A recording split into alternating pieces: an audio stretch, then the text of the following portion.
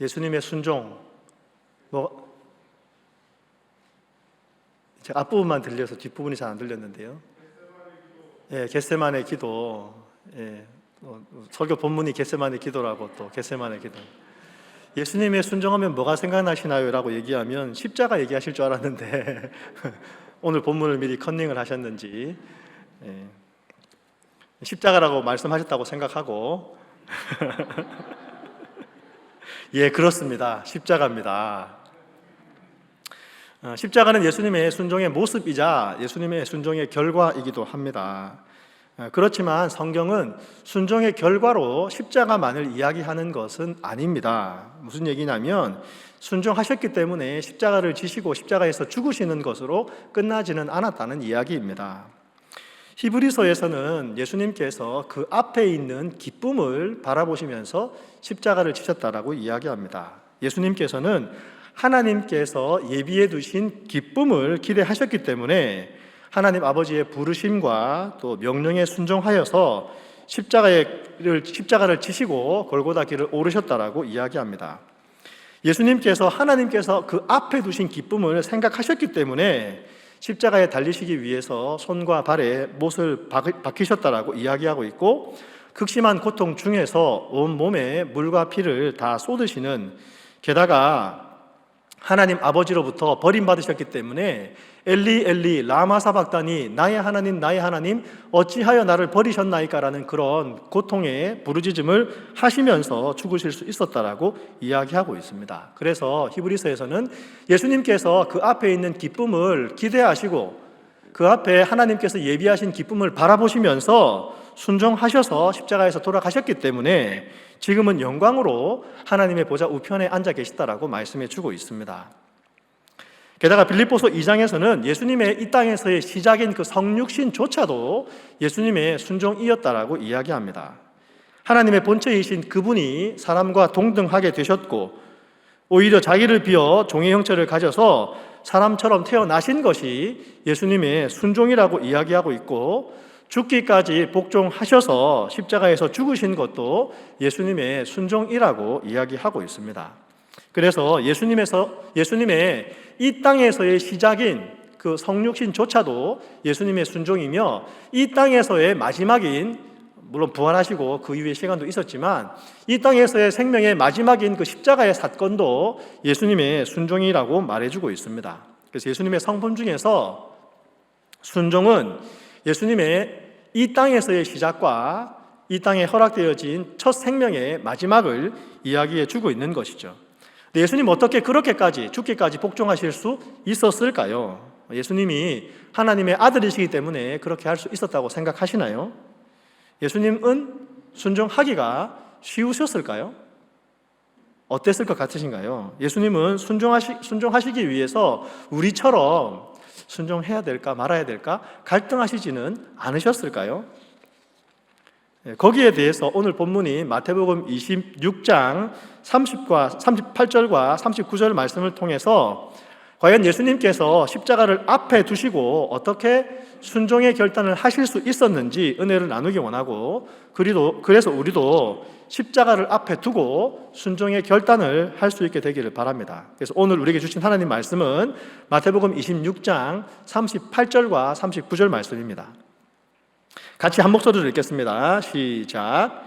이에 말씀하시되 내 마음이 매우 고민하여 죽게 되었으니 너희는 여기 머물러 나와 함께 깨어 있으라 하시고, 조금 나아가사 얼굴을 땅에 대시고 엎드려 기도하여 이르시되 내 아버지여, 만일 할만하시거든 이 잔을 내게서 지나가게 하옵소서. 그러나 나의 원대로 마시옵고 아버지의 원대로 하옵소서 하시고. 자, 오늘 본문은 우리가 잘 아는 예수님의 겟세마네 기도입니다. 예수님은 기도하시기 전에 제자들에게 내 마음이 매우 고민하여 죽게 되었다라고 말씀하셨습니다. 왜 하나님의 아들이신 그 예수님의 마음이 고민하여서 죽게 될 지경이 되었을까요? 예수님의 고민이 무엇이었습니까? 예수님의 고민은 자신의 정체성에 대한 고민은 아니었습니다. 예수님은 자신이 하나님의 아들이라는 것을 분명히 알고 계셨습니다. 나는 누구인가? 나는 누구며 여기는 어디며 내가 무엇을 해야 되는가? 그런 문제로 예수님의 마음이 고민되었던 것이 아닙니다. 예수님은 자신이 누구신지 너무나 잘 알고 계셨고 하나님조차 너는 내 사랑하는 아들이라고 말씀해 주신 것을 예수님은 경험하셨습니다. 인생의 방향이나 목적 때문에 예수님의 마음이 고민되었던 것도 아닙니다. 예수님은 자신이 이 땅에 오신 이유를 분명히 알고 계셨죠. 예수님 말씀하시기를 인자가 온 것은 섬김을 받으러 온 것이 아니라 도리어 섬기려 하고 자기 목숨을 많은 사람을 위한 대성물로 주기 위함이라고 예수님 분명히 말씀해 주셨습니다. 게다가 내가 하늘에서 내려온 것은 내 뜻을 행하려 함이 아니요 나를 보내신 이의 뜻을 행하려 함이라고 예수님 말씀하셨고, 게다가 예수님 말씀하시기를 예수님의 양식은, 예수님의 식사는 예수님께서 먹어야 될 것은 나를 보내신 이의 뜻을 행하는 것이, 그의 온전한 일을 이루는 것이 예수님의 양식이라고 예수님 말씀하셨습니다. 우리는 살기 위해서 먹는지 먹기 위해서 사는지 가끔 혼동될 때도 있는데, 예수님은 예수님의 양식이 그분의 뜻을 행하는 것이라고, 나를 보내신 이의 뜻을 행해서 그것을 온전히 이루는 것이 그분의 양식이라고 예수님 말씀하셨던 적이 있습니다. 그러면 왜 예수님의 마음이 고민하여 죽게 되셨을까요? 예수님은 지금 자기가 인류의 구원을 위해서 인류의 죄를 지고 화목제물로 십자가에서 죽으셔야 된다는 것을 예수님 지금 알고 계시는 상황인 것이죠. 그리고 그것이 사랑하는 하나님 아버지의 심판의 대상이 된다는 것을 예수님 알고 계셨습니다. 그리고 땅에 있는 모든 인간들이, 땅에 있는 모든 악인들이 감당해야 될 예수님의 그 진노의 잔을 지금 예수님께서 마셔야 되기 때문이었던 것이죠. 게다가 예루살렘에 입성하실 때에 자기를 큰 소리로 환호하며 환영하던 그 군중들로부터 버림받고 예수님과 함께 동고동락하며 3년간이나 함께 지냈던 그 제자들로부터조차 버림받아야 된다는 것을 예수님 알고 계셨기 때문입니다. 게다가 제자들에게만, 사람들에게만 버림받는 것이 아니라 자기 아버지 하나님에게조차 버림받게 된다는 사실을 예수님 알고 계셨기 때문입니다. 게다가 예수님은 육신을 가지고 계셨고, 그 육신을 가지고 계신 예수님께서 채찍질 당하고 머리에 가시면류관을 쓰시고 십자가에 달리기 위해서 손과 발에 못을 박히시고 정말 그 십자가에 달려서 물과 피를 흘리며 그 목마름에 천천히 죽어가야 된다는 것을 예수님 알고 계셨기 때문에 그 고통을 생각하면 지금 예수님의 마음이 고민하여 죽게 되었다라고 말씀하고 계신 것이죠. 그래서 예수님은 그 마음과 심정을 베드로와 안드레와 요한에게 말씀해 주셨습니다. 사실 내 마음이 고민하여 죽게 되었다라고 제자들에게 말씀하시는 것도 예수님의 성품을 잘 보여주는 대목이라고 생각합니다. 왜 그렇습니까? 사실 예수님께서 이 겟세마네에 가시기 전에 제자들에게 뭐라고 말씀하셨습니까? 너희들이 다 나를 버릴 것이다 라고 예수님 말씀하셨죠. 그 얘기를 들었을 때 베드로가 나는 죽을지언정 예수님을 떠나지 않겠습니다, 버리지 않겠습니다 라고 얘기했을 때에 예수님은 베드로에게 내가 닭 2번 울기 전에 3번 나를 부인하겠다라고 예수님 말씀하셨습니다. 지금 예수님은 제자들이 다 자기를 버릴 것이라는 것을 알고 계시죠. 그런데 베드로와 안드레와 요한에게 내 마음이 심히 고민하여서 죽게 되었다라고 말씀하시는 것이죠. 예수님의 어떤 성품을 우리가 볼 수 있습니까? 예수님 참 긍휼하시고 예수님 참 인내하시는 거죠. 그 제자들이 자기를 버림에도 불구하고 그런 제자들을 인내하셔서 또 그런 제자들을 이미 용서하셔서 자신의 가장 깊은 곳에 있는 고민과 그 마음의 상황에 대해서 제자들에게 나누어 주고 있는 것을 볼 수 있습니다. 사실 그렇게 하지 않으면 사실 그런 사람을 얻을 수 없죠. 만약 예수님께서 너희들 다 나를 버릴 거니까 나 기도하러 갈 때 나 혼자 갈 거야 그랬으면 사실 그렇게 얘기할 수 없으셨을 것입니다. 그래서 예수님 기도하러 가셔서 조금 나아가셔서 얼굴을 땅에 대시고 엎드려 기도하십니다. 마태와 마가는 예수님의 겟세마네 기도를 단순히 그렇게 예수님께서 땅에 엎드려 기도하신다라고 기록하고 있지만, 누가는 예수님께서 겟세마네에서 기도하실 때에 땀이 땅에 떨어지는 핏방울 같이 되었다라고 이야기해 주고 있습니다. 예수님께서 겟세마네에서 얼마나 간절히 기도하셨는지 예수님은 기도하시면서 땀을 흘리셨어요. 밤중에 기도하시면서 그 팔레스타인의 기후에서 기도하시는 중에 예수님은 땀을 흘리고 계셨습니다. 그런데 그 땀이 땅에 떨어질 정도이고 정말 땀이 핏방울처럼 땅에 떨어졌다고 이야기하고 있습니다. 정말 땀인지 피인지 구분이 되지 않을 정도로 정말 예수님 간절하게 기도하고 계시는 것이죠. 히브리서를 기록한 사람은 예수님의 기도에 대해서 이야기할 때에 그는 육체에 계실 때에 자기를 죽음에서 능히 구원하실 이에게 심한 통곡과 눈물로 간구와 소원을 올렸고 그의 경건하심으로 말미암아 들으심을 얻었다라고 히브리서 기자는 기록해 주고 있습니다. 심한 통곡과 눈물로 하나님께 기도하였다라고 이야기하고 있는 것이죠. 예수님 어떻게 기도하셨습니까? 내 아버지여 만일 할만하시거든 이 잔을 내게서 지나가게 하옵소서. 그러나 나의 원대로 마시옵고 아버지의 원대로 하옵소서라고 예수님 기도하셨습니다. 만약에 아버지께서 원하시는 것을 나도 원하고 있다라면, 그래서 내 마음으로도 원하는 것, 내 육신으로도 원하는 것이 아버지께서 원하시는 것이라면 사실 그렇게 예수님께서 심한 통곡으로, 심한 간구로 정말 땀방울이 핏방울이 될 것처럼 기도하시지 않으셔도 되었겠지만, 문제는 예수님께서 원하시는 것과 아버지께서 원하시는 것이 다르다는 것이죠. 근데 예수님은 기도하시면서 그 마음을 확인하시고 그 마음 그대로 아버지께 말씀드렸습니다. 아버지여, 하실 수 있거든 이 잔을 내게서 지나가게 해달라고 예수님은 기도하셨던 것이죠. 사실 기도한다는 것은 우리 마음 가운데 우리가 무엇을 바라고 있는지, 원하고 있는지 확인하는 시간이 되기도 합니다. 내 마음 깊은 곳에 있는 내 마음의 바람에 대하여서 우리가 기도하면서 그것을 확인하게 되는 것이죠. 또한 기도는 인간의 육체가 원하는 것을 확인하는 시간이 될 뿐만 아니라 성령께서, 하나님께서 내 안에 계시면서 그 하나님께서 무엇을 원하고 계시는지도 발견하는 시간이 됩니다. 그것이 기도의 시간이 되는 것이죠. 또한 예수님께서 말씀하시기를 마음은 원이로되 육신이 약하도다라고 말씀하신 것처럼 때때로 우리의 마음이 바라는 것과 우리의 육신이 원하는 것이 다르다는 것을 기도를 통해서 확인을 할 때도 있습니다. 그래서 우리는 기도를 통하여서 우리의 마음의 바람과 우리의 육신에 원하는 것이 똑같은지 일치하고 있는지 확인하는 일들을 해야 되는 것이죠. 그리고 그것이 다르다는 것을 발견했을 때에 그때가 우리가 하나님 앞에서 씨름해야 될 때인 줄 믿습니다. 근데 씨름하는 것이 쉬운 일이 아니죠.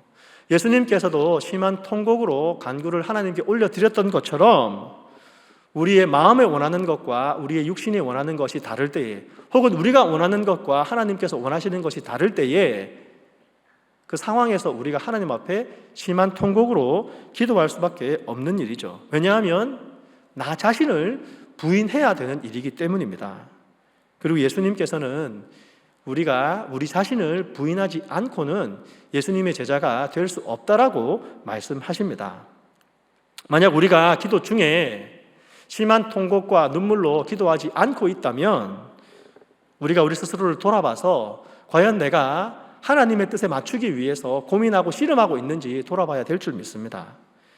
내가 나 자신을 부인하는 순종이 과연 내 삶 가운데 있는지 우리가 확인해 볼 수 있는 것이죠. 다른 말로 표현하면 아버지의 뜻이기 때문에, 하나님의 뜻이기 때문에 하나님께서 나를 내가 원하지 않는 곳으로 이끌어 가시기 때문에 내가 그 하나님의 인도하심 앞에 눈물로 통곡하며 기도하는 일이 없다라는 것을 확인해 볼 수 있는 것이고, 나는 그냥 내 생각 안에서만, 내 믿음의 한계 안에서만 그냥 활동하고 있다는 것을 우리가 확인할 수 있는 것이죠. 하나님께서 원하시는 것으로 우리를 인도해 가시게 되면 우리 마음에는 어떤 마음부터 들게 되어 있습니까? 걱정하는 마음, 두려워하는 마음, 내가 정말 그 하나님의 인도하심을 따라갈 수 있을까 고민하고 하나님 앞에 심한 통곡으로 기도할 수밖에 없는 것이 우리라는 것을 예수님께서 보여주고 계시는 것이죠. 그래서 때때로 우리는 하나님 앞에 기도할 때에 심한 통곡과 눈물로 기도하는 것도 좋은 기도의 모습인 줄 믿습니다. 물론 조용조용히 기도하는 것도 좋지만 때때로 기도하다 보면 하나님께서 나에게 하나님께 부르짖어 기도하도록 하나님께서 인도하실 때가 있고, 그러면 하나님 앞에 큰 소리로 기도해야 되는 것이죠. 예수님은 아버지의 뜻에 순종하기 위해서 기도하셔야만 했습니다. 그래서 겟세마네로 가신 것이죠. 겟세마네 기도에서 예수님의 기도의 내용 가운데에 하나님의 능력에 대한 불신은 없습니다. 하나님은 하실 수 있다는 것을 예수님은 분명히 알고 계셨고 믿고 계셨죠. 근데 겟세마네 기도의 내용 중에 어떤 예수님의 마음이 담겨 있습니까? 고통에 대한 두려움. 과연 내가 하나님께서 원하시는 것을 온전히 이루어 갈 수 있을까? 그런 마음으로 기도하고 계신 것이죠. 그러나 그 고통의 두려움에도 불구하고, 그래서 나의 아버지 하실 수 있으면 이 잔을 내게서 옮겨달라고 기도하셨음에도 불구하고 예수님은 내 원대로 마옵시고 아버지의 원대로 되기를 원한다라고 예수님 기도하셨습니다. 예수님께서 어떻게 그렇게 기도할 수 있었을까요? 물론 예수님이니까 당연히 그렇게 기도했겠지라고 생각하면 우리가 어떻게 기도해야 될지 잘 모릅니다. 우리는 예수님이 아니기 때문이죠. 예수님이 어떻게 나의 원대로 마시옵고 아버지의 원대로 되기를 원한다라고 예수님 기도할 수 있었을까요? 예수님이 알고 계셨던 것은 무엇이고 예수님이 붙잡고 계셨던 것은 어떤 것인지, 그래서 왜 예수님은 순종할 수 있었는지 우리가 알기 원합니다. 요한복음 15장 10절에서 예수님 말씀하시기를 내가 아버지의 계명을 지켜 그의 사랑 안에 거하는 것 같이 너희도 내 계명을 지키면 나의 사랑 안에 거하리라고 예수님 말씀하셨습니다. 아버지의 사랑 안에 거하는 것이 히브리서 12장 2절에서 말씀하신 것처럼 하나님께서 예비하신 기쁨, 하나님께서 그 앞에 두신 기쁨, 물론 앞인지 뒤인지는 이제 우리가 동양적인지 서양적인지 따라서 다르게 생각할 수 있지만 그 십자가 사건 뒤에 일어나게 될 그 하나님께서 예비하신 그 기쁨을 바라보시기 때문에 십자가를 참으셨다고 말씀하신 것처럼 예수님께서 내가 순종하겠습니다라고 결단하신 이유는 예수님께서 아버지의 계명을 지켜서 그분의 사랑 안에 거하는 것을 원하셨기 때문에 예수님은 아버지의 뜻대로 되기를 원한다라고 기도할 수 있었다라고 성경은 말씀하고 있는 것이죠. 하나님의 기뻐하심과 그 하나님의 사랑하심, 그 하나님의 사랑 안에 거하는 것은 하나님의 계명에 순종할 때 그렇게 할 수 있다라고 예수님 말씀하고 계십니다. 하나님의 기뻐하심과 사랑은 그 아버지 하나님의 음성을 듣고 그 아버지 하나님의 음성에 순종할 때 하나님 안에 기뻐할 수 있다라고, 하나님의 기뻐하심 안에 거할 수 있다라고, 하나님의 사랑 안에 거할 수 있다라고 말씀하고 있는 것이죠. 우리를 향하신 그 하나님의 순종에 대한 말씀은 또 어떻게 보면 순종에 대한 요구는 하나님의 일방적인 것이 아닙니다. 그저 하나님 좋으시라고, 하나님 좋으라고 우리에게 순종을 말씀하시는 것이 아닌 것이죠.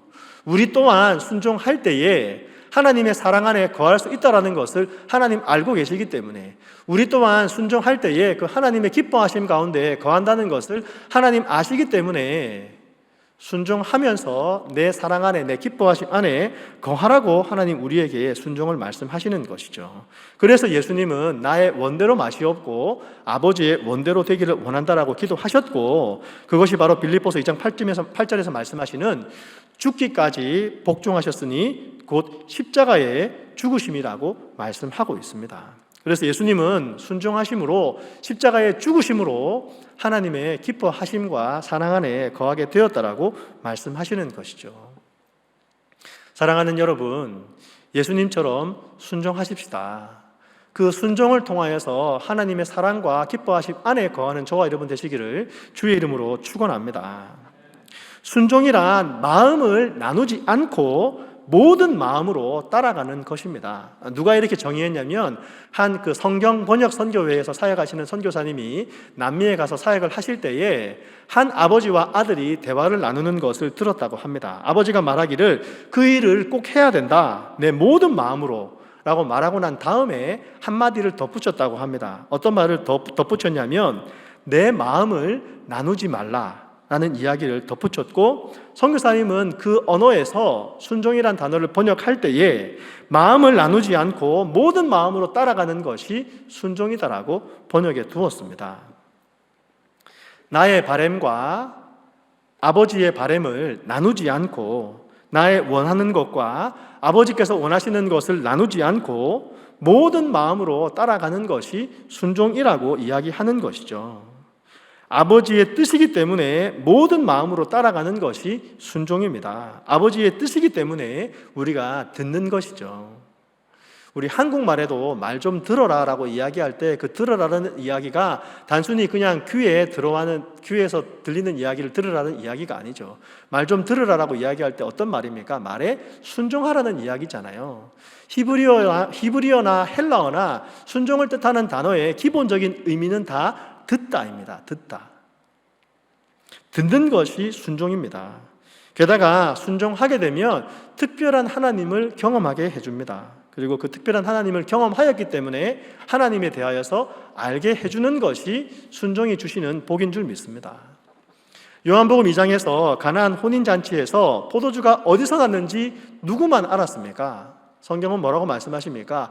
몰랐지만, 알지 못했지만 물떠온 하인들은 알았다라고 말씀하시는 것이죠. 순종해서 물떠온 하인들만 그 포도주가 어디서 나타났는지, 누가 그 물을 포도주로 만들었는지 알게 되었다라고 성경은 말씀해 주고 있습니다. 그래서 물떠온 하인들은 예수님께서 하나님이신 것을 알았습니다. 그것이 복인 것이죠. 기도한 사람들만이, 순종한 사람들만이 그것이 기도의 응답인 것을 알게 됩니다. 예수님 말씀에 순종하여서 헌신한 사람들만이 하나님께서 일하셨다는 것을 알게 됩니다. 순종하여서 하나님 말씀에 헌신한 사람들만이 하나님께서 그 일을 하실 수 있다는 것을 알게 되는 것이고, 그것이 하나님께서 우리에게 주시는 믿음의 복인 줄 믿습니다. 순종했더니 하나님께서 사용하셨고, 순종했더니 하나님께서 주시는 복을 경험하게 된 것이죠. 그래서 그 물떠온 하인들은 예수님의 말씀을 믿음으로 받아들였습니다. 믿음으로 순종한 것이죠. 순종이란 믿음으로 받아들이는 행위입니다. 그래서 본질적으로 순종한다는 것은 믿음과도 연결됩니다. 순종이라는 것은 믿음의 행위이며, 내가 순종하지 못하는 것은 어쩌면 우리에게 믿음이 없기 때문일 수도 있습니다. 예수님께서 자기 자신을 비우시고 종의 모양을 가지시고 인간으로 태어나신 그 성육신 자체가 순종의 사건인 것처럼, 예수님께서 자기를 낮추시는 그 순종의 가장 극적인 장면이 십자가에 달리셔서 돌아가신 사건이라고 빌립보서 2장 8절에서 말씀하시는 것처럼, 우리도 우리 자신을 비우고 하나님 말씀에 순종하여서 죽기까지 복종하는 것이 우리가 하나님 앞에서 마땅히 해야 할 순종의 모습인 줄 믿습니다. 믿음의 삶이라는 것은 하나님과 함께 살아가는 삶입니다. 구원은 하나님과 함께 살아가는 삶의 시작일 뿐입니다. 영생이라는 것은 영원토록 하나님과 함께 살아가는 것이죠. 물론 영생은 유일하신 참된 하나님과 그가 보내신 자 그리스도를 아는 것이 영생이라고 이야기하셨지만, 영생은 우리가 하나님을 아는 것이지만 영원토록 그분과 더불어서 살아가는 것이 바로 영생입니다. 다시 오실 예수님의 재림을 어떻게 비유합니까? 재림하시는 그 예수님께서 신랑이시고 그 예수님을 맞이하는 교회가 신부라는 것을 이야기하고 있고, 그 재림의 사건 때에 교회와 예수님께서 결혼할 것을 이야기하죠. 결혼하면 어떻게 해야 됩니까? 같이 살아야죠. 영원토록 예수님과 같이 사는 것이 영생입니다. 근데 어떻게 삽니까? 머리 대신 예수님께 순종하면서 사는 것, 그것이 영원토록 사는 것이죠. 교회와 예수님이 사랑하기 때문에, 서로 기뻐하기 때문에, 그 사랑 안에 거하기 때문에 순종하며 살아가는 것이 영생이라고 성경은 우리에게 말씀해 주고 계십니다. 그래서 예수님께서는 하나님과 함께 살아가며 그분의 사랑에 거하기 위하여서 하나님께 순종하며 그의 계명을 지킨다라고 말씀하셨고, 너희도 나를 사랑하여서 나의 계명을 지키면 너희 또한 나의 사랑 안에 거하게 될 것이라고 예수님 말씀해 주셨습니다. 우리가 예수님의 말씀에 순종하여서 예수님의 사랑 안에 거하는 저와 여러분 되시기를 주의 이름으로 축원합니다. 그래서 예수님은 우리에게 순종의 모범을 보여주셨습니다. 내가 원하는 것, 내가 계획하는 것이 이루어지는 것보다 하나님의 뜻과 하나님의 계획이 이루어지는 것에 자신의 의지와 목숨까지도 순순히 내려놓는 그 모습이 예수님께서 겟세마네 동산에서 보여주셨던 순종의 모범이었던 것이죠. 그래서 우리도 그 예수님의 순종을 묵상하십시다. 닮아가십시다. 이번 한 주간 다음 주 수요일까지 예수님의 순종을 묵상하는 우리가 되십시다. 그래서 내가 선택해야 될 때에 나의 원대로 할 것인지 아버지의 원대로 해야 될지 결정해야 될 때가 오면 예수님께서 겟세마네에서 그렇게 기도했던 것처럼 하나님, 저도 나의 원대로 되기를 원하지 아니하고 아버지의 원대로 되기를 원합니다라고 기도하는 저와 여러분 되시기를 주님의 이름으로 축원합니다. 사랑하는 성도 여러분, 우리가 어떻게 해야 될지 몰라서 마음이 고민되고 그 고민이 너무나 깊은 것이어서 정말 죽을 지경이 되었을 때에 내 뜻대로 하자니 하나님의 뜻을 거스르는 것 같고 하나님의 뜻을 따르자니 내가 죽을 것 같을 때에, 그래서 정말 마음이 고민스럽고 죽을 것 같을 그때에 예수님의 순종의 성품을 기억하는 우리가 되기를 바랍니다. 믿음의 주요 온전케 하시는 예수님을 바라보십시다. 그래서 예수님께서 우리에게 모범을 보여주신 것이죠. 그래서 히브리서는 믿음의 주요 온전케 하시는 예수를 바라보자라고 말씀하십니다. 나의 원대로 맛이 없고 아버지의 원대로 되기를 원합니다라고 말씀하셨던 그 예수님을 바라보라고 말씀하십니다. 그런데 예수님은 십자가를 앞에 두시고 십자가를 바라보면서 하나님께서 예비하신 기쁨을 바라보셨습니다. 그 앞에 있는 기쁨을 바라보셨던 것이죠. 그래서 십자가를 참으셨습니다. 자기가 죽는 것을 허락하셨습니다. 부끄러움을 개의치 아니하셨습니다. 세상의 방법과는 다른 방식을 택하셨습니다. 그래서 죽기까지 복종하셨고 십자가에 죽으셨습니다. 여러분, 마음이 고민하여 죽을 것 같을 때 여러분 그냥 죽기를 결정하십시오. 십자가를 결정하십시오. 그 앞에 두신 하나님께서 예비하신 기쁨을 바라보며 죽기를 결정하면 순종하여서 하나님 보좌 우편에 앉으신 예수님처럼 하나님께서 우리의 모든 것을 책임져 주시고 인도해 가실 줄 믿습니다. 우리가 예수님을 닮아가기 원합니다. 특별히 올 한 해 성숙의 해잖아요. 예수님을 닮아가는 해이고 그리스도의 장성한 분량에까지 자라가는 한 해입니다. 예수님의 장성한 분량에까지 자라가기 위해서 우리가 예수님의 성품을 묵상하고 있습니다. 그 예수님의 성품 중에서 특별히 이번 한 주간은 순종을 묵상하는 우리가 되기를 원합니다. 겟세마네 기도에서 간절히 기도하시면서 아버지, 할 수 있으면 이 잔을 내게서 옮기시옵소서, 지나가게 하옵소서라고 기도하셨던 그 예수님이시지만 아버지, 나의 원대로 맛이 없고 아버지의 원대로 되기를 원하옵나이다라고 기도했던 그 예수님의 성품을 본받는 저와 여러분 되시기를 주의 이름으로 축원합니다. 같이 기도하겠습니다. 하나님, 선택의 때에 예수님을 닮아가는 저희가 되도록 주님 인도하여 주옵소서. 예수님 순종하셨던 것처럼 저희도 순종하게 하여 주옵소서. 예수님 순종하실 때에 십자가의 고통 가운데 십자가의 고통을 바라보며 불안해하고 두려워하실 그때에 하나님께서 그 앞에 두신 기쁨, 하나님께서 예비하신 그 기쁨을 바라보며 십자가를 참으시고 죽기까지 복종하셨던 것처럼 하나님, 우리가 고난을 앞에 두고 하나님의 뜻을 앞에 두고 고난만 묵상하는 것이 아니라 십자가만 묵상하는 것이 아니라 하나님이 그 앞에 두신 기쁨을 묵상하는 저희가 되게 하여 주옵소서. 하나님이 예비하신 기쁨을 붙잡는 저희가 되게 하여 주옵소서. 예수님 이름으로 기도합니다.